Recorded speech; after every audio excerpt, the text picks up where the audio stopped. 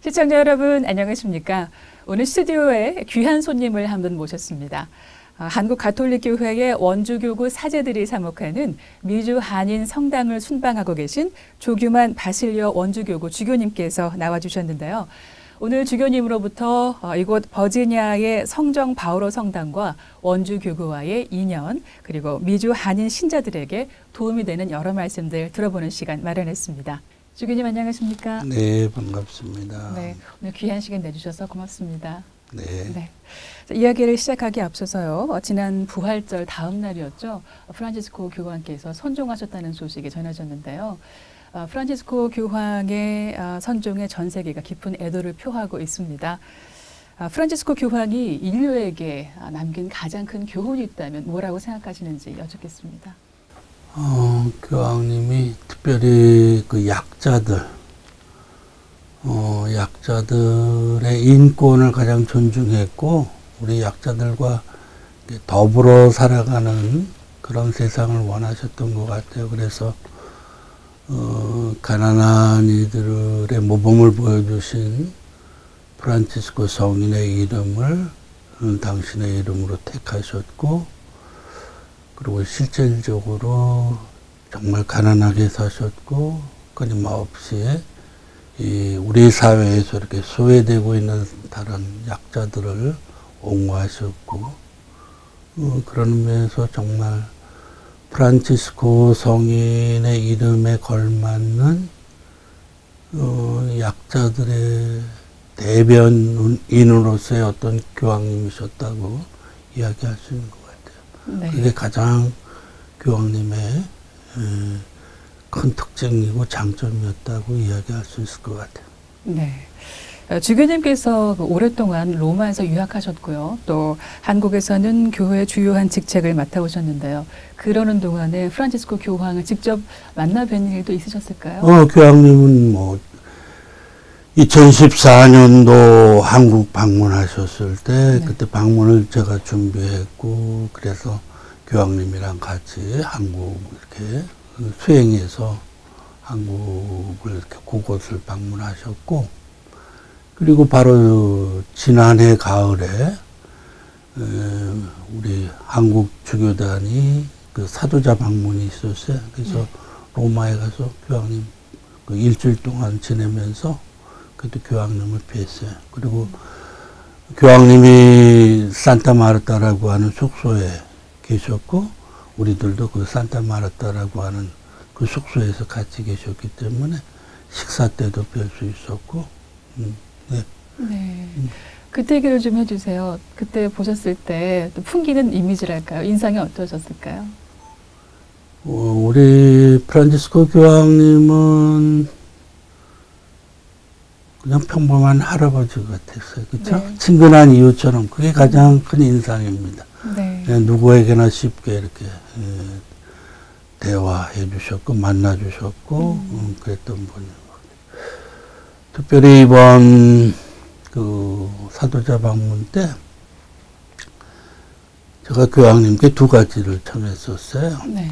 이번에 이제 사도자 방문 때는 우리 한국 주교님들이 이제 다 같이 교황님 여기 앉아 계시고 쭉 이렇게 함께 계셨는데, 그래서 이제 한 사람씩 뭐 이야기하고 싶으면 손 들고 이야기하고 그랬는데, 하나는 이번 올해가 순례해니까 성년이고 희년이고, 그래서 우리 원주교구의 신부님 부모님들하고 내가 로마에 순례를 갈 텐데 우리 부모님들을 좀 만나 주시겠냐. 그랬더니 만나주시겠다고 약속을 하셨어요. 네. 이제 돌아가셨으니까 못하고 아마 산타마리아 마조레 그 성당 지하에 계시니까 우리가 가서 찾아봐야 되겠지만 그렇게 하셨고, 또 하나는 우리 최영업 토마스 신부님 시복 시성 중인데, 지난번에 이제 시성식에서 시성 그 위원회가 그 기적 심사에 대해서 이렇게 좀 이건 기적이 아니다 이렇게 판단을 내렸어요. 그래서 교황님한테 한국의 의사들은 분명히 이걸 기적이라고 그랬는데 왜 저기 시성부에 이 의사들은 이 기적이 아니라고 하는지 교황님이 좀 도와주셔야겠다 그랬더니, 도와주시겠느냐 그랬더니 도와주시겠다고. 그래서 아마 지난해 저희들이 그 추석 무렵에 갔었는데 오자마자 아마 그 다시 최영업 신부님에 대한 그 기적들에 관한 거를 좀 해서 교황님께 보내드렸어요. 그래서 아마 교황님이 어떻게 처리하셨는지, 지금 어떻게 진행되고 있는지 저는 잘 모르는데 하여간 그런 사정이 한 번 있었어요. 그래서 그리고 마침 바로 교황님 돌아가시기 3, 4일 전에 제가 꿈을 잘 기억 못했는데 그날 꿈에 나타나셨어요. 그래서 이상하다. 내가 꿈을 안 꿨는데. 그리고 이제 잠을 깨서 화장실을 다녀와서 또 잤는데 또 나타나셨어. 그래서 내가 꿈을 깨고 나서 교황님이 이제 돌아가시려고 그러나 보다. 그런 생각을 했고, 또 한 가지는 당신이 약속하신 게 있는데 이걸 못해서 나한테 오셨나 이런 생각도 하고 그랬어요. 그리고 바로 부활 4월 만에 그냥 교황님 선동 소식을 듣게 됐어요. 또 주교님께는 또 개인적인 의미 있는 꿈까지 나누고 가셨나요? 그래요, 아주. 요즘에 꿈을 내가 기억을 못 하는데 어떻게 그날따라 이렇게 다시 연속해서 교황님의 꿈을 꿨을까 그런 생각이 좀 듭니다. 자, 이곳 버지니아 한인성당 신자들은 그 원주교구에서 오신 신부님들 덕분에요. 언어 장애 없이 편안하게 성당을 잘 다니고 있는데요. 그런데 막상 이 원주교구에 관해서는 잘 모르는 분들이 많다고 들었습니다. 원주교구에 대해서 간단하게 소개를 좀 해주세요. 한국에 있는 다른 교구 신자들도 원주교구를 잘 모를 거예요. 한국에 교구가 17개가 있어요. 16개 중 하나가 군정교구라고 하는 특수한 교구까지 해서 17개인데요. 경제적인 규모나 신자들의 규모나 사제들의 규모 이런 거로 보면 제하위에 속하고 있죠. 제일 이제 열악한 데가 이제 군정교구. 군정교구는 뭐 다른 교구에서 지원한 그 신부님들 한 100여 명으로 이렇게 교구가 운영되고 있고, 그 다음에 이제 규모가 작은 게 제주교구, 그 다음에 안동교구, 그 다음에 원주교구, 그 다음에 춘천. 그러니까 이 춘천교구, 원주교구, 제주교구, 군정교구가 아주 작은 교구고 경제적으로나 규모로나 이렇게 작은 편에 속하죠. 가령 예를 들면 한국 신자가 550만이라고 그러는데 그 중에 이제 서울교구가 150만. 근데 우리 원주교구 신자들은 8만 정도, 8만 3천 정도밖에 되지 않아요. 서울교구의 신부님들이 1000명이나 되죠. 우리 교구 신부님들이 120여 명 정도밖에 안 돼. 그러니까 서울교구에 보면 거의 뭐 10분의 1 수준 뭐 거의 이런 상황이다. 그러니까 그 다음에 큰 교구가 뭐 수원교구인데 거기는 90만 정도의 신자 본당도 우리는 한 54개지만 서울 같은 경우에는 한 240개 뭐 이렇게 되니까 아주 작은 교구에 속하죠. 그렇게 교구 규모는 작지만 한국 사회에서 봤을 때는 역사적으로나 사회적으로나 큰 의미를 갖고 있는 일들을 많이 해왔고요.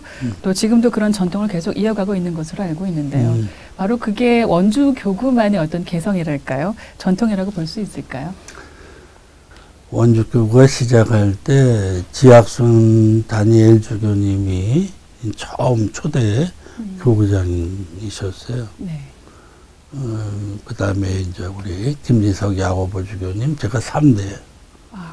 지금 올해로 저희 교구가 60주년이 되는데, 앞에 50년을 두 분 주교님이, 네. 저기 주교님으로서 주교직을 수행했어요. 그런데 초대 다니엘 주교님이, 우리나라 사람들의 생각으로 보면 그 옛날에 뭐 도산 안창호 선생님이나 이런 어떤 애국지사들의 어떤 마인드를 가지고 있어서 당신이 그 시골 원주교구에서 학교 사업도 하고 병원 사업도 하고 신용조합 이런 것도 만들어서 하고 또 문화방송 MBC 그것도 이제 투자를 해서 선교 방송도 하려고 그러고 막 이제 이런 어떤 선구자 또는 애국지사들의 어떤 그런 모습을 많이 보여줬어요. 그 당시에 이제 우리나라가 워낙 가난하니까 외국 특별히 독일 지역의 뭐 미세리올이라든가 카리타스라든가 이런 구호기관에 가서 자금들을 많이 당신이 이렇게 얻어와 가지고 그걸 가지고 이렇게 그 지역의 지역 사회를 위해서 굉장히 노력했고 그러다가 아마 그 당시 박정희 정권이었죠. 박정희 대통령하고 좀 부딪히는 문제가 있었어요. MBC 방송 문제로. 그래서 감옥에도 가셨고. 감옥에 가신 그 기회가 이제 대한민국의 어떤 민주주의, 그러니까 뭐 부정부패 이런 거에 대해서 당신이 정의를 외치고 그러기 시작해서 민주화 운동을 시작했고 그래서 많은 주교님들의 노력으로 이제 감옥에서 나오긴 했지만 뭐 양심 선언도 하고 그러니까 우리나라가 어떤 민주주의를 세우는데 아마 한 어떤 일조를 했다고 얘기할 수 있는 그런 부분이 있고 그래서 많은 지역 사람들이 항상 지학순 주교님을 그런 면에서 이렇게 아주 바라보고 있고 더더구나 이 지학순 다니엘 주교님이 2차 바티칸 공의회 고무렵에 이렇게 회의도 다녀오시고 그래서 또 그 평신도 이제 2차 바티칸 공의회의 특징이 평신도들의 역할을 이렇게 강조하는 부분들이었기 때문에 당신이 돌아오셔가지고 이 원주교구에서 이 평신도들을 많이 양성하고 그들에게 많은 힘을 주고 그랬던 어떤 흔적들이 남아있고 우리 김지석 야고보 주교님은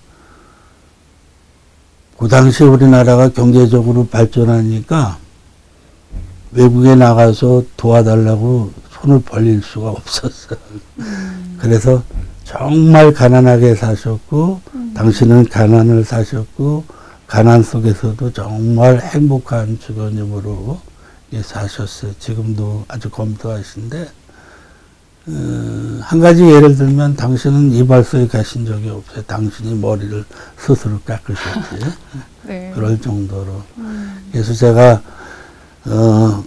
전반 25년은 거의 뭐 지주교님이 민주화, 그다음에 그 지역사회 문화 뭐 이런 거를 위해서 굉장히 노력하셨고 후반부 25년은 우리 김지석 주교님이 정말 가난을 모범으로 해서 예수님이 말씀하신 행복하여라 가난한 사람들 하늘나라가 그들의 것이다 이 가난 속에서도 이렇게 행복한 어떤 삶의 모습을 이렇게 보여주신 것 같아요.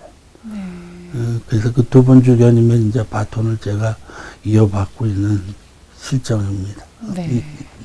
그러면은 원주교구 신부님들이 파견되어 있는 미국에 있는 한인 성당은 어디가? 여기하고 지금 뉴올리언즈하고 두 군데밖에 없어요. 아. 그 대신 이제 캐나다에 세 군데, 예. 캐나다 런던하고 또 밴쿠버하고 저 빅토리아 세 군데. 네. 그래서 전부 한 8분의 신부님들이 요 북아메리카 지역에서 활동하고 계셔요. 네. 이 미국이란 나라가요, 이민자의 나라잖아요. 예, 소수민족들이 모여서 자기들의 역사를 갖고 살다가 시간이 흐르면서 그런 것들을 조금씩 잃어가기도 하고요. 이 미국이란 어떤 커다란 용광로 속에 녹아들어가고 있는 모습도 볼 수가 있는데요. 우리 주교님께서는 이 미주 한인들, 한인 신자들이 언어와 문화를 간직한 이 공동체로서 어떤 의미가 있다고 보시는지, 그리고 이런 공동체를 지속하고 또 성장시키기 위해서 교회 역할은 뭐라고 보시나요? 미국이라고 하는 나라가 굉장히 다양한 민족들이 모여 있는 곳이잖아요. 네. 그래서 그 다양한 민족 속에 우리 한민족도 있고, 그래서 그 민족이 이렇게 살아가는데, 미국의 다양성 안에서의 풍요로움에 우리 한국 사회가 분명히 기여할 수 있는 부분도 분명히 있는 것 같고요. 네. 그래서 또 거기에 미국이라고 하는 용광로에 녹아 들어가는 거 그렇게 뭐 나쁜 건 아니고 당연하고. 네.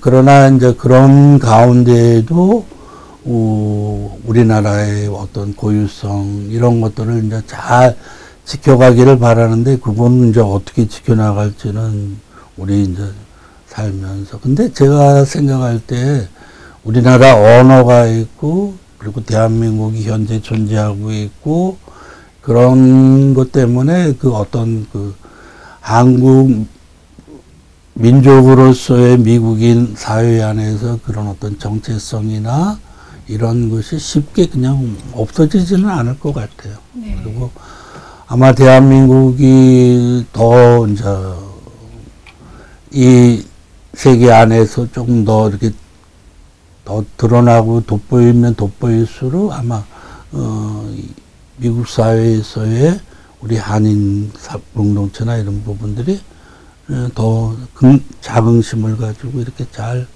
이렇게 여기에 조화를 이루면서 살아갈 수 있지 않을까. 네. 그런 생각이 들어요. 예. 좀 더 구체적으로 우리 교회의 역할이 있다면 어떻게 말씀하실 수 있을까요? 한인들이 이렇게 모일 수 있는 교회라고 하는 자체가 이렇게 모이는 곳인데, 네. 우리 성당이든 교회든, 아마 성당이든 교회든 그런 모이는 교회의 역할이 한인 공동체가 이렇게 결성되고 하나로 이렇게 뭉쳐지는 데는 그 자체로 매주 모이고 그런 어떤 의미에서 굉장히 큰 역할을 하지 않을까. 네. 만약에 우리가 성당도 없고 교회도 없다 그러면 우리 한인사회, 한인이들이 어떤 경로를 통해서 모일 수 있을까? 뭐, 1년에 우린, 어떤 특별한 국가 행사일 때만 몇 번 만나고 그칠 텐데, 그래도 매주일 또 이렇게 만날 수 있고, 그래서 교회가 그런 면에서는 큰 도움이 되지 않을까. 네. 그런 부분은 분명히 있다고 생각이 돼요. 네. 지금 주교님께서 교구장 직책 말고도 한국 카리타스 인터내셔널 이사장직도 맡고 계신데요. 카리타스가 어떤 조직인지 소개를 좀 해주세요. 카리타스라는 말은 사랑이고요. 그러니까 구호단체입니다. 그리고 비영리법인이고요. 이미 세계적인 조직으로 그 바티칸에 있고, 모든 나라마다 카리타스가 있고, 거기에 우리는 한국 카리타스. 우리가 1975년 인성회라고 하는 그런 단체로 시작했어요. 네. 그래서 거기서 이제 사회복지단체로 다른 사람들 도와주고 뭐 이런 게 인성을 그것이 나중에 주교회의 복지위원회로 이렇게 흡수되고 사회복지위원회에서는 그러면 세계 카리타스가 있는데 우리 한국 카리타스의 역할을 여기서 하자 그렇게 했고 한국 카리타스는 뭐냐면은 그 구호기금을 다른 어려운 나라 제3세계의 어려운 나라 유럽이나 미국 말고 우리나라 말고 다른 어려운 나라 아프리카 아시아 뭐 이런 지역의 가난한 나라의 어떤 그를 돕는 거를 네. 이 카리타스가 하고 있어요. 네. 그런데 이제 그 세계 그 카리타스에서 결정하기를 북한을 돕는 거를 한국 카리타스가 맡아라. 그래서 유일하게 우리 남한을 위한 어떤 그거는 우리가 하지 않고 북한을 돕는 일을 이제 저희들이 이렇게 하도록 되어 있어요. 그래서 주로 이제 뭐 아시아, 아프리카, 다른 어려운 나라들 그리고 북한을 이제 돕는 그런 어떤 기구입니다. 네. 이 카리타스 대북 지원 사업 얘기를 조금 더 여쭐게요. 어떻게 이루어지고 있는지 또 걸림돌도 있을 것 같은데요. 그 전까지 제가 이거 맡은 지는 얼마 되지 않았고, 그 전까지는 이렇게, 다른 홍콩 카리타스라든가, 뭐 이런 걸 통해서 북한을 도와줬어요. 근데 네. 최근에 제가 맡을 무렵에 벌써 이 북한하고 남한하고 굉장히 그 정치적으로 경색에 대해서 아무로도는 통화조차 할 수 없는 이런 상황이 돼서 네. 저희들이 어떻게 저 사람들을 도울까 많은 지금 노력을 하고 있어요. 그래서 지난번에 사도자 방문을 했을 때에도 국무원장 파롤린 추기경님에게 그 파롤린 추기경님도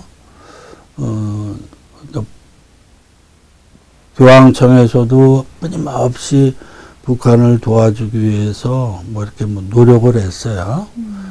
그런데 그때 가보니까 자기들도 지금은 거기를 통할 수 있는 루트가 아무것도 없다고. 그래서 저희들이 지금 기금은 이렇게 모으고 있는데 도울 방법이 없기 때문에 혹시 그런 루트가 있으면 얼마든지 우리가 그 기금을 보내겠다. 네. 그렇게 했고, 저는 그래서 그러면 일단은 우리가 북한을 직접 도와줄 수 없으니까 북한에서 넘은 이탈 주민들, 옛날에 세토민이라고 했는데, 그 사람들을 좀 보고 그 사람들을 좀 지원하자. 그래서 그 담당한 김지영 춘척교부장 주교님을 통해서 그 홈그룹들이 있는데 그 사람들의 저거한 생활을 보고 도움을 요청하면 우리가 지금 거기에 지원하고 있는 실정이. 그래서 아마 북한하고 서로 이렇게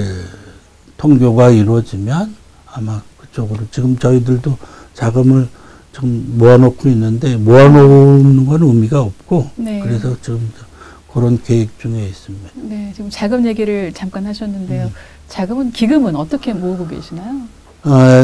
우리 한국교회는 번당마다 2차 헌금을 내는 게 많아요. 근데 교회가 공식적으로 하는 뭐 예루살렘 성지 기금도 있고 뭐 여러 가지 기금도 있는데 그 중에 하나가 해외 원조 기금, 주일에 해외 원조의 날이 있어요.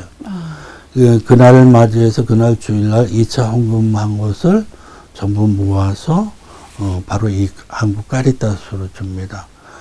그게 보통 한 1년에 할 때마다 한 18억 정도 정도가 되고 그 나머지는 이제 계속 저희들이 홍보를 해서 도와주고 싶은 분들이 기금을 내요. 기업에서도 하고 개인적으로도 하고 그러면은 아마 1년에 한 12시, 그러니까 주교회에서 모은 2차 해외 원조 기금까지 하면 한 4, 50억 되는 것 같고, 그걸 꾸준히 이제, 뭐 저희들도 이제 아프리카나 또는 다른 아시아에 가 있는 그 수도 단체들이 있어요. 거기서 이렇게 살면서 그 사람들 어려운 사람들에 대한 부분들을 이제 쭉 자기네들이 이제 해서 우리 카리타스로 연락을 하면 저희들이 그거를 이렇게 체크해 보고 그래서 이제 도와주는 그런 어떤 현실, 네. 실정입니다. 네. 이 한국이라는 나라가요. 예전에는 이제 원조를 받던 나라인데 지금은 또 원조를 주는 나라가 됐잖아요. 지금 이 버지니아 성당에서도 원주 카리타스 사업에 동참하고 있는 걸로 알고 있는데요. 이 교회가 말하는 진정한 자선의 의미가 뭔지 한번 짚어주시죠. 자선의 의미는 뭐 예수님이 말씀하신 것처럼 다른 사람들도 나와 내가 그러니까 가장 중요한 건 그거잖아요. 예수님이 말씀하신 것처럼 내가 바라는 것을 다른 사람에게 또 해줘라. 그죠? 그거가 황금절인 것 같고 다른 사람이 어려울 때 마치 나의 어려움처럼 내가 느낄 수 있고 그래서 함께 가도록 하는 게 자선의 의미고 그 다음에 또 한 가지는 아마 그 자선의 가장 큰 예수님의 가르침은 자기가 하는 그거를 왼손이 모르게 오른손이 하는 걸 왼손이 모르게 하는 거 네. 그거가 중요하지 않을까. 그리고 그 착한 사마리아 사람의 그 마음을 갖는 거 그게 아마 가장 자선에서 중요한 어떤 태도인 것 같아요. 네.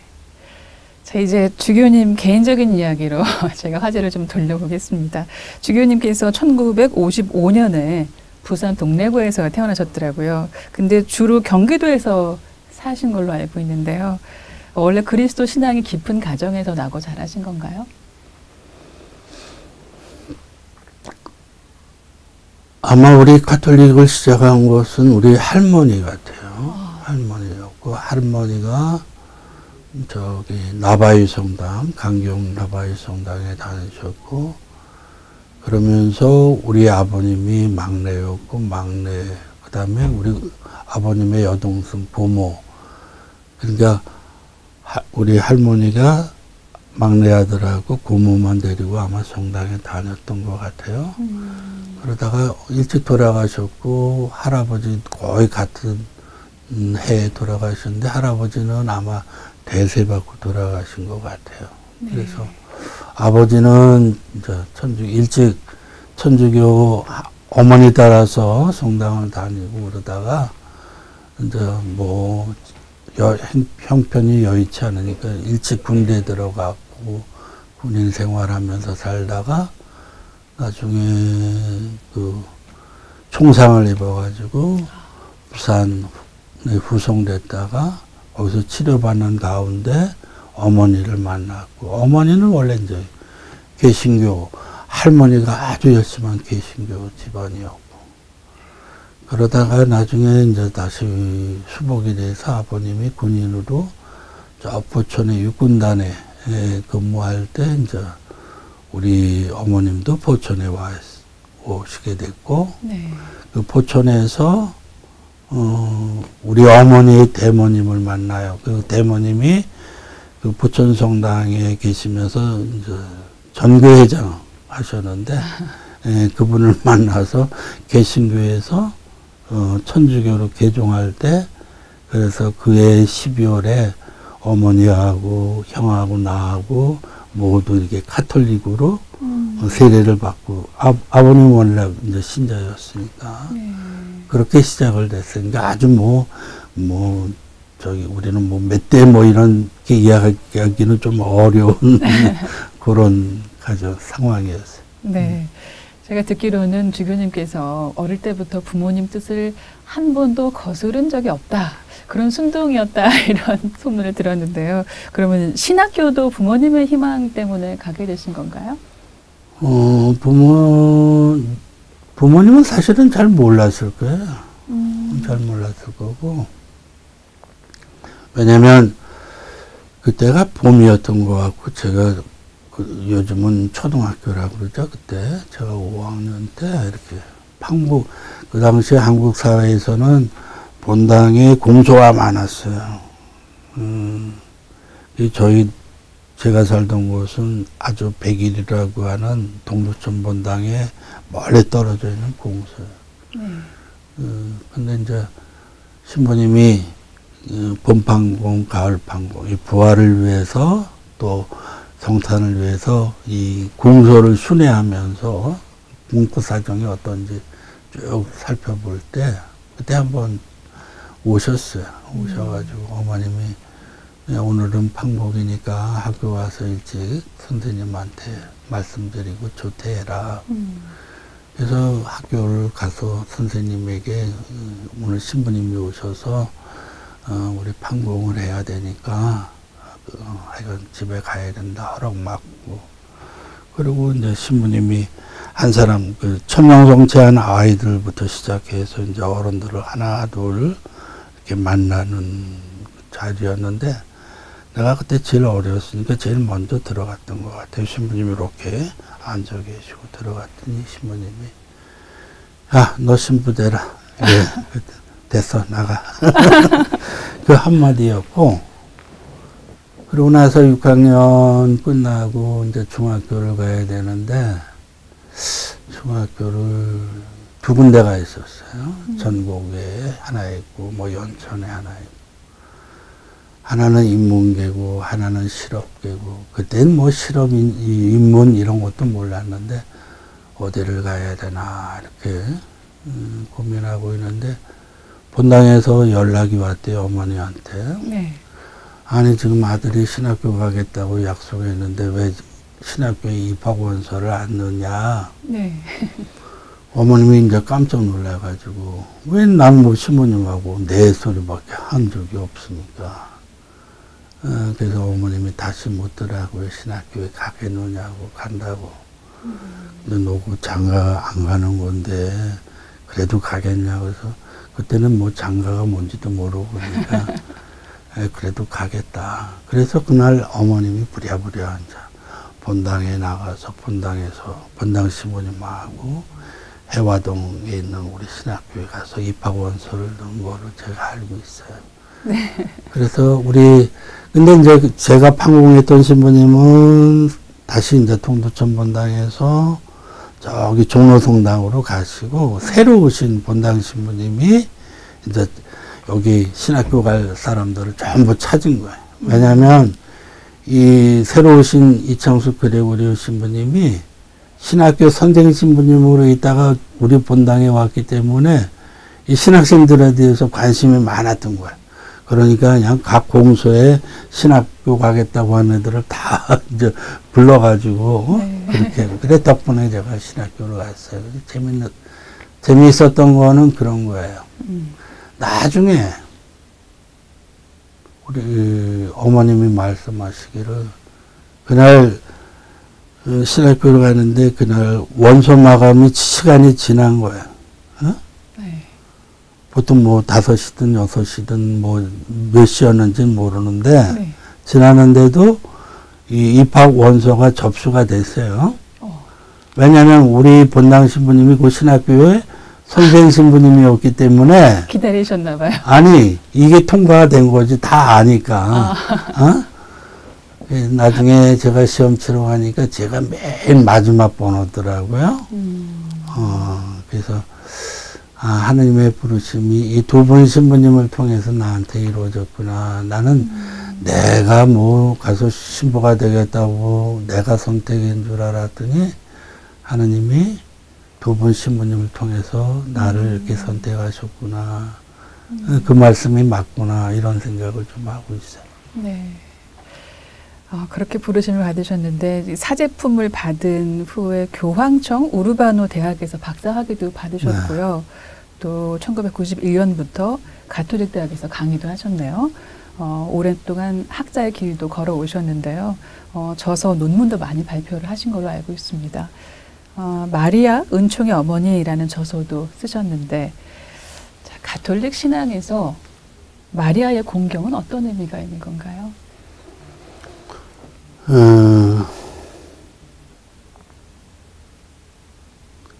우리 가톨릭 신앙에서 마리아 신심은 굉장히 도움이 되는 신심이라고 생각합니다. 물론 우리의 가장 핵심 진리는 하느님에 대한 믿음, 하느님에 대한 사랑, 하느님께 대한 희망이지만 네. 성모 마리아의 어떤 신심은 하느님에 대한 그 흠승이나 어떤 거를 이렇게 방해하는 것보다는 오히려 그래서 이제 가장 모범을 보여준 신앙인이란 이런 사람이 이런 거다, 이렇게 하는 거다라고 하는 것을 한 인간으로서 가장 잘 보여준 분이 성모님이기 때문에 성모 신심이 우리한테 도움이 되는 부분인데 이 부분에 있어서 개신교하고 우리 가톨릭하고 좀 엇갈리는 입장이죠. 네. 개신교에서는 성모 신심이 하느님 흠숭하는데 이제 방해가 되고 있다. 이제 그런 입장에서 이제 성모님 신심에 대해서 반대하고 있는데 우리 가톨릭 입장에서는 그런 건 아니에요. 오히려 우리가 하느님을 흠숭하는데 그 모범을 가장 잘 따를 수 있고 볼 수 있는 점에서 굉장히 도움이 되죠. 네. 그 성녀 소아데레사라고 하는 분이 그런 말씀을 하셨어요. 우리는 얼마나 행복한지 모른다. 왜냐하면 이렇게 좋은 하늘에 계신 어머님을 우리가 모시고 있기 때문이다. 우리는 성모님보다 더 행복하다. 왜? 성모님은 이렇게 좋은 어머님이 없었는데 우리는 이렇게 좋은 어머님이 있기 때문이다. 라고 말할 정도로, 그리고 실질적으로 성모님의 발현, 파티마라든가 루르드라든가 이런 쭉 발현을 보면 성모님이 우리들을 많이 이렇게 도와주시고 또 성모님을 통해서 많은 치유나 어떤 위로나 이런 받은 그 기적들은 굉장히 많거든요. 그러니까 네. 성모 신심은 분명히 우리 가톨릭 신앙에 있어서 굉장히 큰 도움이 되고 있다. 네. 그런 점에서 좀 개신교 신자들의 어떤 태도들은 조금 안타까운 점은 있어요. 네. 네. 또 주교님의 개인적인 이야기일 텐데요. 동료 사제들하고 선배님들 사이에서 주교님은 공부, 축구, 기도 이 세 가지가 전부다라고도 말씀하신다고 하는데 축구를 얼마나 좋아하시길래 이런 평가를 듣고 계시나요? 축구는 제가 그 초등학교 다닐 때도 이제 축구를 했고요. 네. 그래서 또 그때 그 포천군에 국민학교가 한 20개가 넘는데 거기에 이제 축구 시합이 있으면 그 이제 대표로 나가고 그다음에 그것 때문에 이제 제가 소신학교 들어가서 6년 동안 중학교 1학년부터 고등학교 3학년 동안에 그때 축구할 때 항상 그때도 초등학교 때도 키파를 봤는데 골문을 지켰는데 6년 동안 그랬어요. 그리고 대신학교 올라가서도 뭐냐면은 그 당시에 우리들에게는 요즘에 같은 핸드폰 이런 게임 이런 게 없었어요. 저희들이 유일하게 즐길 수 있는 거는 운동하는 거, 축구하고 농구하고 배구하고 운동장에서 그래서 좋아진 것뿐이지. 제가 축구를 특별히 잘하고 이런 건 없고 제가 좋아했고 그래서 나중에 주교가 돼가지고 그 서울교구에서 피정을 할 때도 제 피정은 축구 피정이라고 했어요. 오전에는 기도하고 묵상하고 오후에는 거기는 신부들끼리 축구하고 그래서 제가 서울교구 떠나고 나서 서울교구 신부들이 젊은 신부들 축구하고 싶은 신부들이 네. 많이 섭섭해했죠. 축구 피정이 없어져가지고. 혹시 버지니아에서도 혹시 기회가 있었을까요? 이제는 제가 그거는 못하고 이제 그 운동은 저한테는 힘들더라고요. 네. 자, 그렇게 축구를 좋아했던 어린이가 지금은 교회를 이끌어가는 목자의 길을 걷고 계시는데요. 지금까지 주교님께서 어떤 추구해오신 가장 중심이 되는 가치랄까요? 삶의 지향점 여쭤보고 싶네요. 저는 우리 교회가 행복한 공동체가 돼야 되는데 이 행복한 공동체가 되려면은 뭐가 가장 필요할까? 행복한 가정이 많아야 된다. 그러니까 이 버지니아 공동체가 행복한 공동체가 되려면 버지니아에 속한 이 가정이 행복한 가정이 얼마나 많으냐. 이게 그 척도다. 행복한 가정이 되려면 어떻게 해야 되죠? 두 사람이 가장 중요합니다. 그렇죠? 두 사람이 정말 결혼식 때 약속한 서약한 것처럼 아플 때나 성할 때나 서로 사랑할 수 있어야 되는데 이게 사실은 인간적으로 쉽지 않잖아요. 네. 두 사람이 끝까지 사랑한다는 게 쉬운 게 아니에요. 그러니까 뭔가 우리가 이걸 정말 그걸 하기 위해서 뭔가 필요하다. 그래서 이제 교회가 준비한 게 메리지 엔카운터라든가 아버지 학교라든가 어머니 학교라든가 뭐 이런 거를 했어요. 네. 그래서 끊임없이 또 다짐하고 결심하고 또 해서 두 분이 성경에서도 이렇게 보면 아담이 그 하와를 보고 얼마나 기뻐했어요. 그런데 이제 그러다가 나중에 어떤 일이 벌어졌을 때 하와를 탓해. 저 여인 때문에 내가 이렇게 됐다 탓하고 있잖아요. 네.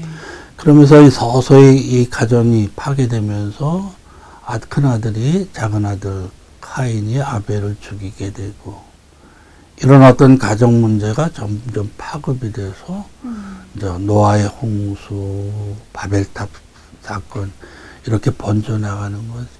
그러니까 오늘날 사회의 많은 혼란은 가정 문제부터 시작합니다. 그러니까 가정에서 정말 행복한 가정이 되면 이 사회는 밝아질 수밖에 없어요. 근데 네. 이 가정이 무너지고 파괴되면서 이 상처가 사회를 병들게 하고 네. 어렵게 만든다. 그래서 이 혼란한 사회를 다시 우리가 바로잡기 위해서는 저는 이 가정부터 시작해야 된다. 그래서 저는 애미 교육이든 또는 아버지 학교든 어머니 학교든 또 다른 무엇이든 두 사람이 정말 약속한 대로 정말 사랑하면서 행복한 가정을 이룰 수 있는 이 방법을 찾아내는 게 저는 현대의 이런 많은 아픔들, 어지러움, 혼란 이런 거를 극복하는 가장 지름길이 아닐까, 단초라고 저는 그렇게 생각이 돼요. 네, 제가 드리고 싶었던 마지막 질문의 답을 미리 해주신 것 같은데요. 지금 말씀하신 대로 사회가 참 혼란스럽죠. 한인들 입장에서는 모국인 한국이나 미국이나 여러 가지 혼란들 때문에 정치적인 이유든 경제적인 문제든 어려움들을 직접적으로 간접적으로 겪고 있지 않습니까? 한인 부모 세대들 또 청년 세대들에게 끝으로 한 말씀 부탁드릴게요. 네, 지금 한국도 아주 점점 벌써 남북으로 갈려져 있고 동서로 갈려져 있고 또 이대남 이대녀 남자 여자 벌써 이게 다 누가 갈라놓은 거예요? 정치하는 사람들이 자기 표를 얻기 위해서 자기 표에 유리한 사람을 위해서 이렇게 갈라놨거든요. 그래서 지금 거기에 맞춰서 국민들이 다 뭐 국민의힘 또는 뭐 더불어민주당 저기 뭐 자기 어느 당을 지원하고 뭐 거기에 지지하는 거는 저는 있을 수 있다고 생각해요. 그렇죠? 그런데 이제 우리가 다른 거하고 틀린 거하고는 좀 구별할 수 있으면 좋겠다. 그러니까 나는 옳고 상대편은 틀린 거예요. 아니 그게 아니고 나와 다를 뿐이죠. 다른 걸 다른 거로 인정해야지 나와 다른 걸 다 틀린 거라고 하면은 안 돼. 나만 옳고 다른 건 다 틀리다고 그러면 안 돼. 그게 지금 정치인들이 그 가장 내세운 게 뭐야? 나만 옳은 거야. 우리 당만 옳은 거야. 다른 당은 틀린 거야. 거기에 지금 다 따라가고 있는 거야. 그래서 그건 아니다. 우리는 의견이 다를 수도 있고 어떤 정책도 다를 수 있고 다 다를 수 있다. 다른 게 다 틀린 건 아니다. 나만 옳은 게 아니야. 이것만 우리가 조금 다른 거하고 틀린 거하고 이것만 구별하면 우리가 조금 우리가 좀 더 화합된 그런 사회가 되지 않을까 그런 생각이에요. 네. 지금 너무 이게 심각해서 가정에서도 마지막에 정치 이야기하면 다 막 그건 아니에요. 그런 틀린 거가 아니라 다른 거에 대해서 우리가 귀를 기울이고 서로 이렇게 나가야지 막 적이 되는 이거는 아니다. 그런 생각이 좀 들어요. 네. 특별히 미국에 있는 한인 청년 신자들한테 조언 한 말씀 부탁드릴게요. 그래요. 우리 교회는 이렇게 분열시키는 게 아니라 화합시키는 게 우리들의 일이에요. 그렇죠? 불행하게도 지금 많은 종교인들 심지어 우리 신부님들도 어느 정당에 나서가지고 막 부추기면서 이렇게 분열을 시키는데 그게 우리 교회의 올바른 모습은 아니라고 저는 생각해요.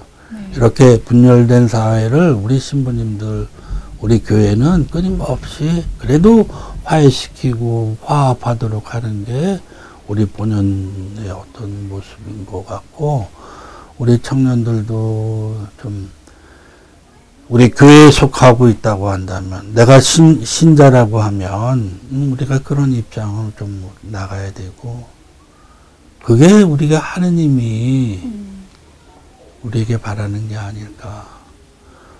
우리는 신부든 주교든 일반 신자든 저는 모든 그리스도인들이 가장 해야 될 거는 어떻게 하면 우리가 하느님을 기쁘게 해드릴 수 있을까. 그런 생각을 좀 많이 하면 우리 교회도 밝아지고 교회가 밝아지면 교회가 세상의 빛, 세상의 소금의 역할을 해서 세상도 밝아질 수 있을 거다 이런 생각을 해요. 네, 빛과 소금의 역할을 감당하자. 네. 자, 오늘 주교님 오랜 시간, 귀한 시간 또 귀한 말씀. 오래됐어요? 고맙습니다. 지금까지 한국 원주교구 조규만 바실리오 주교님과의 대담 보내드렸습니다. 함께해 주신 여러분 고맙습니다. 안녕히 계십시오.